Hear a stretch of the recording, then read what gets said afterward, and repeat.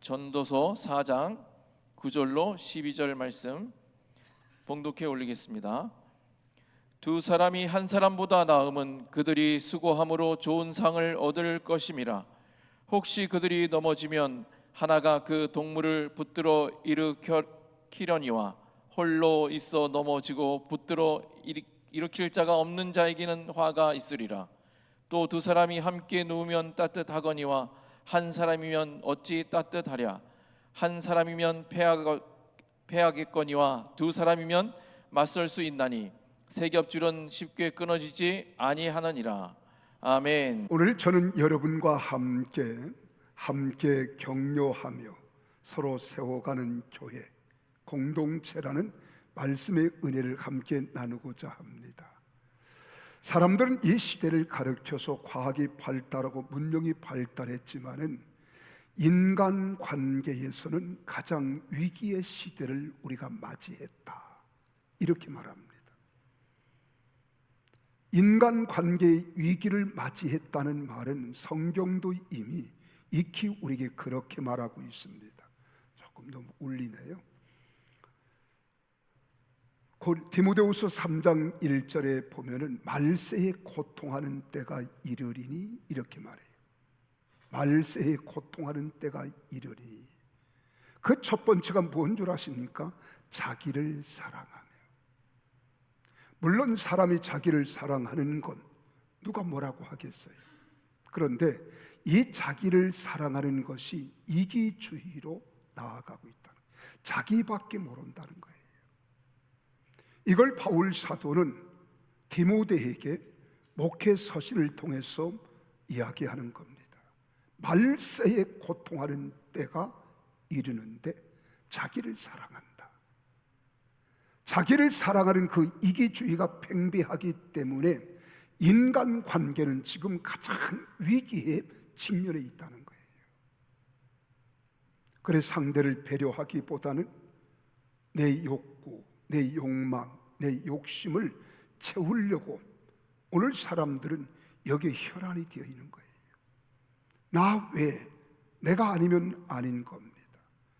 그래서 인간관계는 가장 다정하고 다감하고 행복을 노래하며 기뻐해야 할 우리가 이런 대인관계에서 위기를 맞게 되어지기 때문에 세상은 끊임없이 불협화음이 일어나는 거예요. 이거 세상만이 아닙니다. 가정에서 살아가는 부부간에도 마찬가지예요. 과학이 발달하고 문명이 발달해서 혜택을 누리며 살아가면 그만큼 편리한 우리는 더 행복하게 행복을 노래하며 살아야 되지 않나요? 근데 세상은 그렇지 않다는 거예요. 이것이 심각한 오늘의 이 시대의 현실입니다. 이건 비단 우리만이 아닙니다. 우리 대한민국만이 아니라 전 세계가 다 그러한 거예요. 이게 말세에 고통하는 한 현상이라고 하는 것입니다. 여러분, 함께하는 교회, 함께하는 사회, 서로 격려하며 사는 인생이라는 것을 우리 한번 생각해 보자는 거예요. 오늘 본문 9절에서 이렇게 말합니다. 두 사람이 한 사람보다 낫다, 이렇게 말해요. 두 사람이 한 사람보다 나음은, 그렇죠? 두 사람이 한 사람보다 낫다라는 선언으로 시작해서 마지막 12절에서는 세 겹줄은 쉽게 끊어지 아니한다, 이렇게 말해요. 세 겹줄은 쉽게 끊어지 않는다, 이러고 마무리하는 겁니다. 우리가 인생길에서 서로가 만남을 가져야 할 필요로 하는 이유는 무엇입니까? 성경은 이 서로라고 하는 단어가 수도 없이 많이 나옵니다. 서로. 하나님의 존재도 창세기 1장에 보면은 하나님께서 우리라고 하는 말을 많이 사용해요. 우리가 우리의 모양대로 우리가 사람을 만들고 우리 형상을 따라 우리가 만들자는 거예요. 우리 복수잖아요. 그래서 삼위일체로 표현하는 겁니다. 사람은 절대 혼자 살아갈 수 없는 존재라는 거예요. 그러므로 함께 살아가는 사회적 동물로 우리는 살아가야 합니다. 그래서 끊임없이 성경은 서로 사랑하라, 서로 돌아보라, 서로 힘을 합하라, 서로 나누라, 서로 기도하라, 서로 교제하라, 이런 등등. 함께, 여러분, 오늘 성경이 우리에게 이 말을 끊임없이 독려하고 있는 거예요. 그래서 서로 함께 우리는 격려하며 서로 세워가는 공동체로서의 교회가 되어야 할 이유가 있습니다.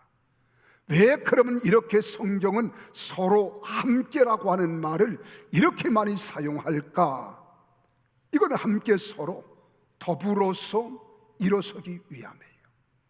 서로 일어서야 된다는 거예요. 일어서기 위해서는 우리 홀로는 안 된다는 거예요. 그래서 우리는 한문이 뜻글자잖아요. 한문을 보세요. 사람 인자는 홀로 설 수 없다는 거예요.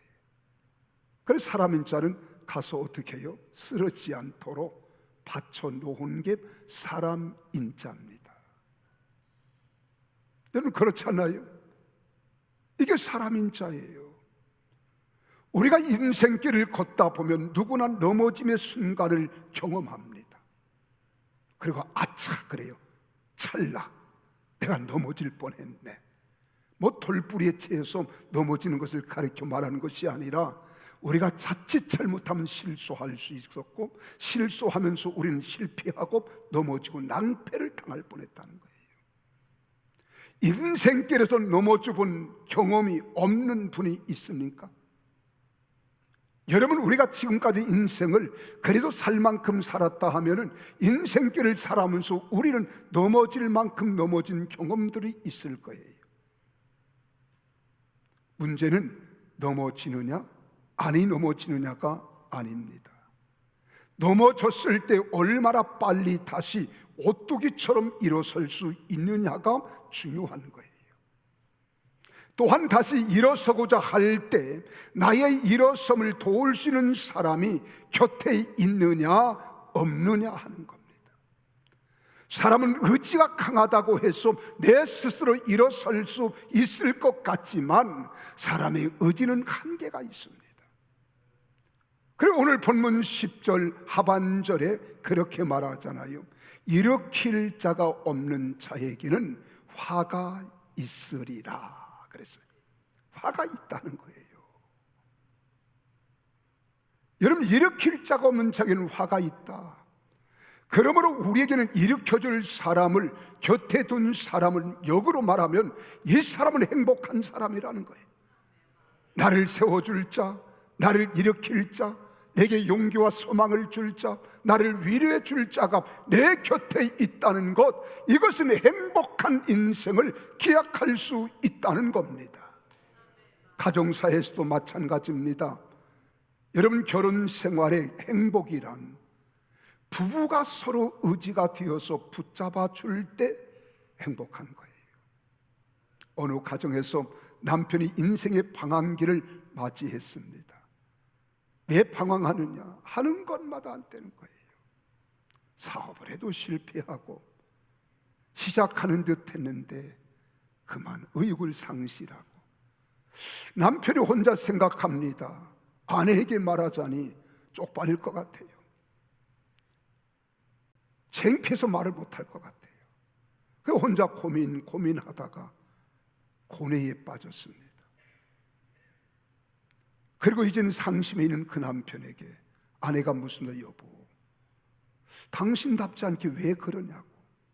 내가 나답다는 게 무슨 말인데, 내가 어떻게 해야 나다운 거냐. 우리 반문하는 거예요. 반항하는 식으로.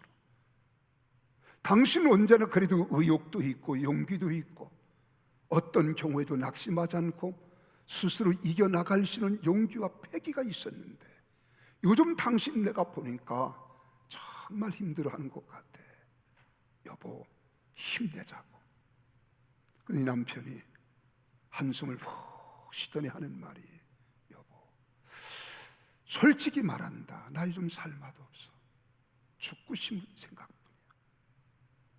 그리고 하루에도 몇 번씩 죽고자 하는 각오와 결심을 가지고 에이, 이런 세상 나 죽고 말지, 그리고서는 이제는 인생을 포기하고 싶은 때가 한두 번이 아니었다는 겁니다. 그때 절망에 죽음을 생각하는 남편을 끌어안고 아내가 그렇게 말합니다. 여보, 우리가 있잖아, 내가 있잖아, 우리 자녀들이 있잖아. 당신이 그렇게 의욕을 상실하고 믿음을 상실한 채 그렇게 낙심하고 좌절하면 어떡해. 그러면서 이 아내가 용기를 주고 소망을 건네줍니다. 위로와 힘이 되어주고자 아내는 몸부림치는 거예요. 그 아내를 멀끄러미 바라보며 남편이 제게 힘을 얻고 일어서는 겁니다. 그래, 내가 왜 이러지? 나는 죽을 수 없어. 내가 포기할 수 없어. 저런 아내가 있고 똑뚜껑이 같은 자식들이 있는데 나는 다시 일어설 거야. 그런 희망을 갖는 거예요. 여러분, 오늘 본문 말씀을 보세요. 부부 관계만을 전제하고 주신 말씀은 아닙니다. 어떻게 보면 에로틱한 그러한 단어가 여기 있어서 부부 간의 관계만 생각할 수 있는데 절대로 그건 아닙니다. 인생길에서 내가 넘어졌을 때 넘어진 손을 붙잡아 일으킬 수 있는 친구든 형제든 지인들을 가진 자들을 넓은 의미에서 서술하고 있는 것을 뜻하는 것입니다. 특별히 우리 전도서 기자는요, 신앙의 사람입니다. 신앙 공동체 내에서의 교제의 중요성을 강조하면서 이 말씀을 주신 거예요. 오늘 솔로몬이 누굽니까? 여러분, 솔로몬이라고 하는 사람은 세상적 관점에서 보면 최대의 권력과 부귀 영화를 누리는 사람이었습니다. 전에도 이러한 자가 없었고 후에도 이런 자가 없었다는 거예요. 전무후무한 지혜를 얻었고 부귀와 영광을 누렸으며 그가 전쟁에 나아가면 백전백승하여 그의 영토는 점점점 확장되어 갔습니다. 그런데 왜 이 솔로몬 왕이 이렇게 귀한 진리의 메시지를 전하고 있을까요? 공동체의 중요한 존재 기능의 하나가 서로 교제할 수 있는 코이노니아라고 하는 것입니다. 이 코이노니아는 일반적으로는 교제로 번역되지만은 단순한 친교 이상의 삶의 참여를 뜻하는 겁니다. 우리가 코이노니아를 이룬다는 것은 내가 너의 삶의 동반자가 되어지고 너의 삶에 함께 내가 하겠다고 하는 삶에 우리는 참여를 말하는 거예요. 내가 무엇을 도울 것인가? 무엇을 함께 나눌 것인가? 그 교회는 인생길을 걸어가다가 넘어지고 상처받은 사람들을 치유하기 위해서 부름받은 공동체가 교회라는 사실을 믿으시기를 바랍니다. 그래서 이 교회라고 하는 단어는 구약의 히브리어로도 두 가지 단어가 있어요. 하나는 카할이라는 단어고 하나는 에다라는 단어입니다. 이 카할과 에다라고 하는 말은 지정된 시간, 지정된 장소에 모인 사람들의 무리를 가르쳐 우리는 카할, 에다라는 말을 써요. 이게 교회라고 하는 거예요. 신학에서도 마찬가지입니다. 에클레시아라고 하는 말은 지역적 교회와 또한 우리는 우주적 교회 공동체를 말하는 거예요. 그래서 우리는 시나고게라고 하는 말은 지역적 공동체를 일컬어 말할 때 우리는 시나고게라는 말을 씁니다. 에클레시아는 우주 내의 모든 믿는 자들, 하나님의 자녀된 백성들을 일컬어 말하는 거예요. 우리가 교회 생활에서 제일 안타까운 가운데 하나는 교회에 오기는 오는데 하나님께 예배하기는 하는데 하나님과 깊은 영적 교제가 없다는 거예요. 찬송을 드려도 기쁨이 없습니다. 기도를 드려도 응답함이 없습니다. 하나님 앞에 예배는 드려요. 형식과 위선일지는 몰라도 우리는 시간 들여서 예배하지만은 하나님을 만나는 만남이 없다는 거예요. 그리고 우리 생활이 지루하고 따분합니다. 믿자니 괴롭고 안 믿자니 지옥 갈 것 같고. 여러분 그뿐입니까? 안 믿자니 아내의 등살에 못 견딜 것 같아요. 부모님의 등살에 못 이겨서 억지로 나오는 아이들이 있습니다. 그런 남편, 그런 아내들이 있습니다. 안타까운 거지요. 더 무서운 것은 무엇인 줄 압니까? 사람들과의, 형제들과의, 우리 교우들과의 교제를 통한 나눔을 갖지 못하고 휙 하고 가는 거예요. 여러분, 이게 신앙의 전부가 아니라는 겁니다. 더 비극적인 것은 다른 사람들을 비난하고 정죄하는 자들이 심심치 않게 안에 있다는 거예요. 그래서 서로 비난하고 서로 비방하고 비웃고 헐뜯고 모함하고 앉았다면 이 집사 이간질하고 고집사 고자질하고 정집사 정죄하고 자빠졌고 그러잖아요. 박집사는 파가지 긁고. 그래도 그 중에 나선 게 강집사야. 강하고 담대하라. 내가 강가니까요. 교회는 여러 유형의 사람들이 함께 모인 곳입니다. 여러분, 세상에서 상처 있고 찢겨진 영혼들이 일주일 한 번 와서 내가 은혜 받으려고, 위로 받으려고, 소망을 얻어보려고, 한 번 내 인생을 가치 있게 살아보려고 하나님 전에 나왔는데, 이런 소리 들으면 얼마나 마음이 상함이 크겠어요. 아프겠어요. 그렇지 않습니까? 성경은 말합니다. 로마서 8장 1절 2절에 보면, 그러므로 이제 그리스도 예수 안에 있는 자에게는 결코 정죄함이 없나니 이는 그리스도 예수 안에 있는 생명의 성령의 법이 죄와 사망의 법에서 너를 해방하였음이니라. 할렐루야. 이게 하나님께서 우리에게 하시는 말씀이에요. 이게 진리인 것입니다. 그렇지 않아도 삶이 힘들고 버거워서 쓰러져 가는 사람들의 손을 짓밟고 정죄하는 어리석음이 우리에게 없어야 하는데, 여러분, 교회 와서 상처 있고 더 찢겨지고 고통당하는 자들 많아요. 여러분, 진정한 교회는 상처 있고 소외되고 지쳐 살아가는 모든 이들을 있는 그 모습 그대로 받아주고 세워주고 붙들어주는 공동체 교회가 되어야 될 줄로 믿습니다. 이런 교회가 살아있는 교회예요. 그리고 그리스도 안에서 쉼의 안식처가 될 수 있어야 되는 거예요. 그래야 포근한 주님의 품 안에서 위로받고 힘을 얻고 용기와 소망을 얻잖아요. 우리가 마태복음 11장 28절에서 30절에 보면 성경은 그렇게 말씀하고 있습니다.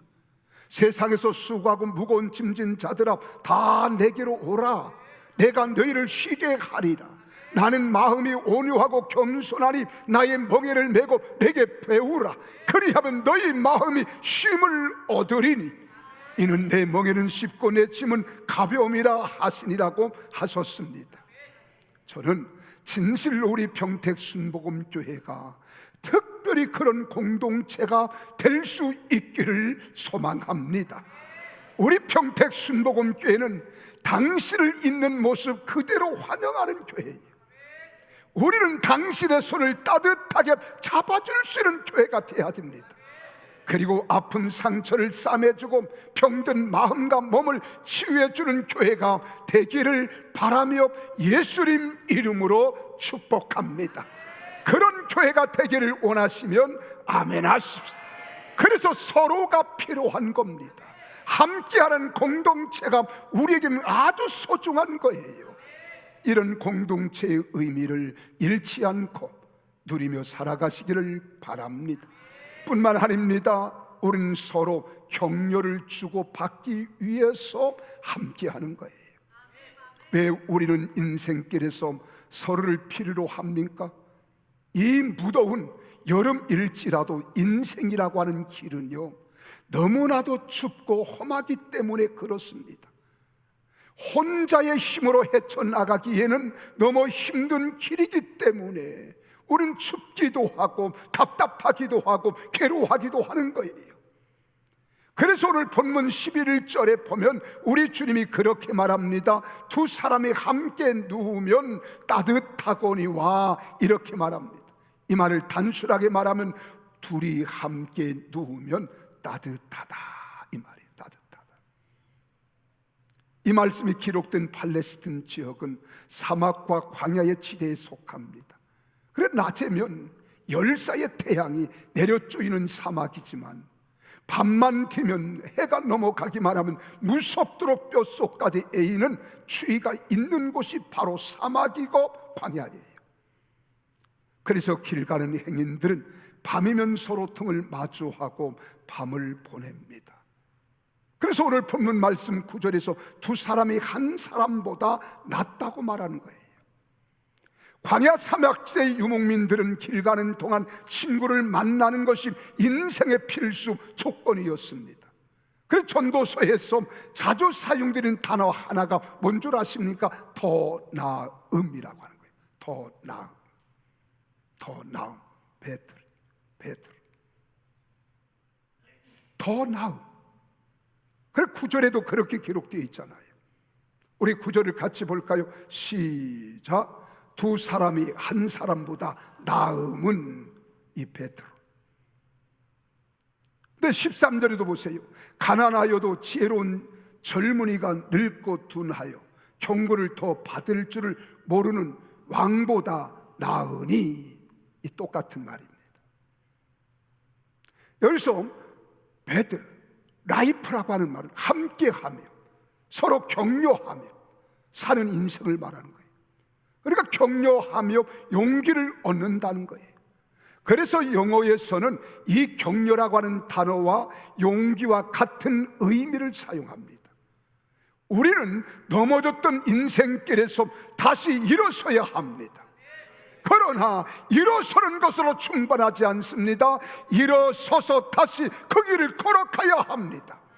문제는 계속해서 그 길을 걸어갈 수 있는 에너지를 어디서 우리가 공급받아야 하느냐고 하는 거예요.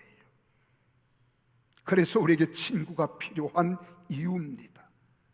그것이 우리에게 의미 있는 목장 가족과 같은 모임이 필요한 겁니다.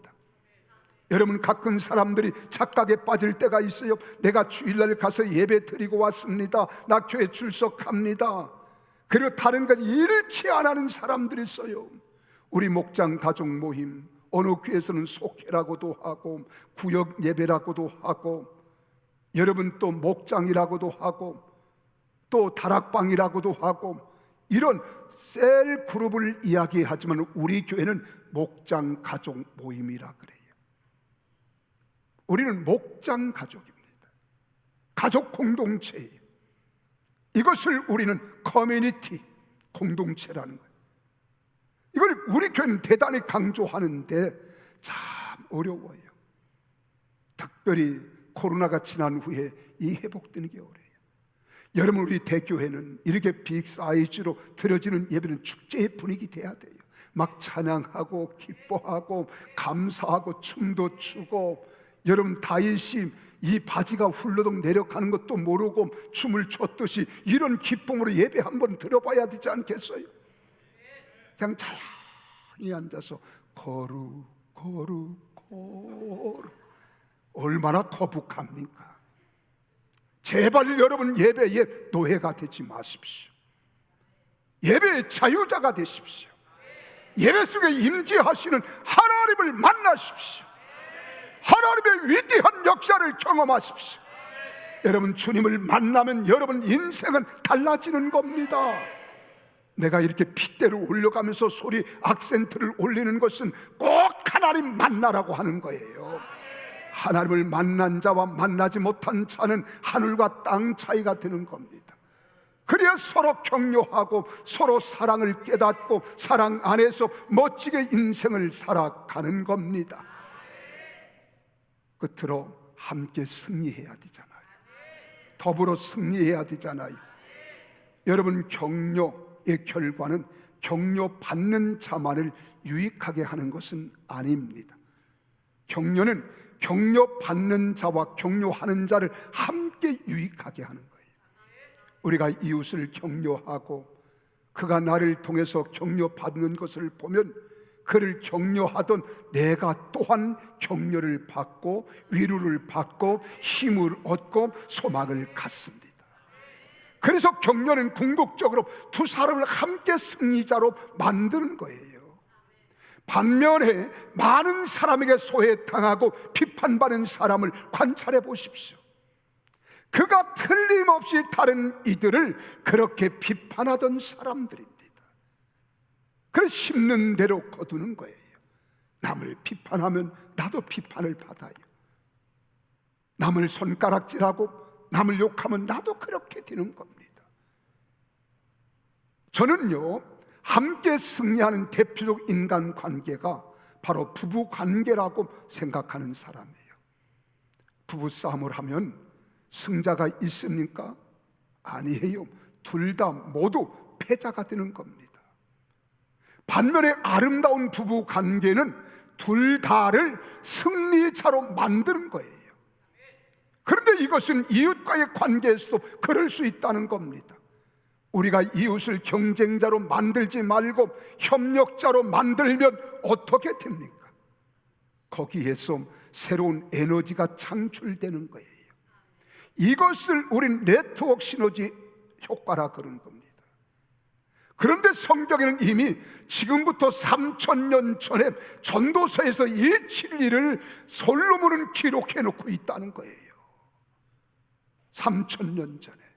오늘 12절 말씀을 같이 한번 읽어보실까요? 12절을 읽습니다. 시작. 한 사람이면 패하겠거니와 두 사람이면 맞설 수 있나니 세 겹줄은 쉽게 끊어지 아니하느니라. 우리는 서로 그래서 공동 효과를 내는 것을 시너지라 그러잖아요. 시너지 효과예요. 성경학자들은 여기서 세 겹줄이란 말을 무엇인가를 놓고 여러 의견을 논할 때가 많아요. 여러분, 신학자들 말 들을 필요가 없어요. 때로는 필요도 하겠지만은 성경은 하나님의 성령을 받아서 감동 감화 받아 이 말씀을 볼 때 깨닫게 하는 그 말씀이 우리는 노란 자예요. 이 은혜를 깨달아야 돼요. 어떤 이는 꼭 두 사람의 관계가 아닌 신앙 공동체 안에서 두 사람 이상의 관계를 강조하기 위하여 세 겹줄을 소개한 것이라고 생각하는 사람도 있습니다. 그런데 가장 은혜가 되는 학설은 믿음의 사람 두 사람이 함께하면 거기에 주님이 함께 하시고 주님이 가세한 세 겹줄은 결코 끊어질 수 없다는 이 내용입니다. 그렇습니다. 우리가 함께 서로 하나가 되고 거기에 우리 주님이 함께 하신다면 우리가 무엇을 두려워할 수 있겠습니까? 사실 그것이 우리 주님의 약속이 아니었습니까? 주님이 그렇게 말합니다. 마태복음 18장 20절에 보니까 두세 사람이 내 이름으로 모인 곳에는 나도 그들 중에 있느니라. 할렐루야. 모든 것을 가능케 하시는 주님이 두세 사람이 함께 모여 서로 함께 위로하고 격려하고 세워주는 그 자리에 있는 줄 믿으시기를 바랍니다.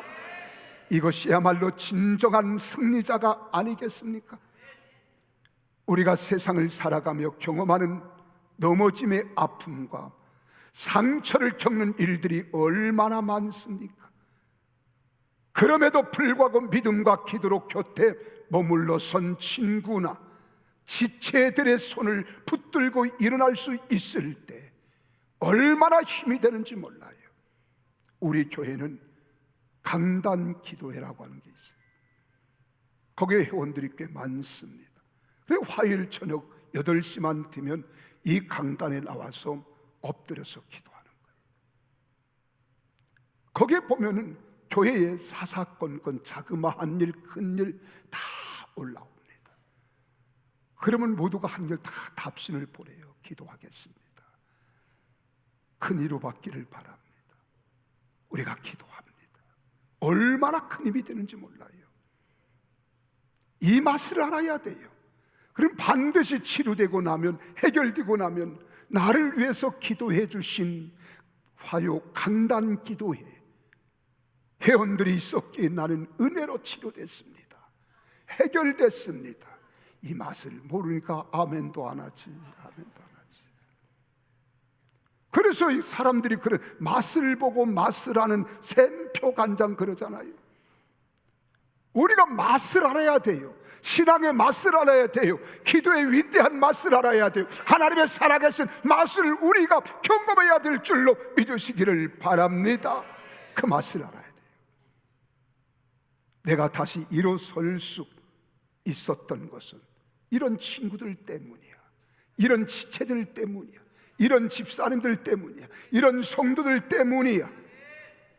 이런 지체들이 있었던 교회, 그리고 이 교회에 머리 대신 내 사랑하는 우리 주님이 계셨기 때문이라고 우리는 간증할 수 있어야 됩니다.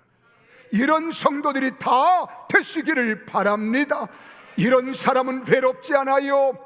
고독하지 않아요. 세상을 겁내지 않습니다. 어떠한 칠흑같이 어두움이 우리 앞에 깔린다 할지라도 태양빛보다 강렬한 주님의 광명이 우리를 비출 줄 믿으시기를 바랍니다. 이런 사람은 사방으로 우겨쌈을 당할지라도 해를 두려워하지 않는 것입니다. 하나님이 도와주실 줄 믿기 때문인 줄 믿으시기를 바랍니다. 그래서 우리는 이것이 우리에게 필요한 거예요. 이것이 우리에게 교회가 필요한 이유입니다. 이것이 우리에게 목장 가족이라는 공동체가 필요한 이유예요. 이것이 나에게 당신이 있기에 내가 있고 내가 있기에 당신이 존재함을 필요로 하는 이유입니다. 이것이 우리가 함께 서로를 필요로 하는 이유예요. 그러므로 어렵고 힘든 시기잖아요. 지금 모든 경제가 어렵습니다. 상황이 어렵습니다. 그러나 하나님이 함께 하심을 믿으시기를 바랍니다. 제가 지난 주간에 젊은 비즈니스를 하는 친구를 만났어요. 우리 교인이에요. 요즘 사업이 좀 어떠니? 그랬더니 그래요. 목사님, 얼마나 힘든지. 얼마나가 나오는데 눈을 쫙 하고 얼마나 인상까지 찌푸려지는 거예요. 힘들어요. 이전과 비교해 보면 절반도 안 돼요. 그런 낙심이 된다는 거예요. 절망이 된다는 거예요. 그래서 우리는 지체가 필요한 거예요. 서로가 필요한 거예요. 서로 위해서 기도해 주는 겁니다. 서로 함께 세워주는 겁니다. 그래야 하나님께서 우리에게 새 힘을 주시되 독수리가 날개치며 올라감과 같은 새 힘을 얻을 줄로 믿으시기를 바랍니다. 그래서 함께 격려해 주고 서로가 서로를 세워주고 높여준 공동체인 교회가 되어야 하는 것입니다. 그때 함께 승리하게 되기를 존귀하신 주님의 이름으로 축원합니다. 그래서 한번 따라합시다. 주여, 나의 사랑하는 형제 자매들이 있기에 나는 두렵지 않습니다. 염려하지 않습니다. 나는 세상을 이길 것입니다. 그래서 우리 주님께서 요한복음 16장 33절에 말씀합니다.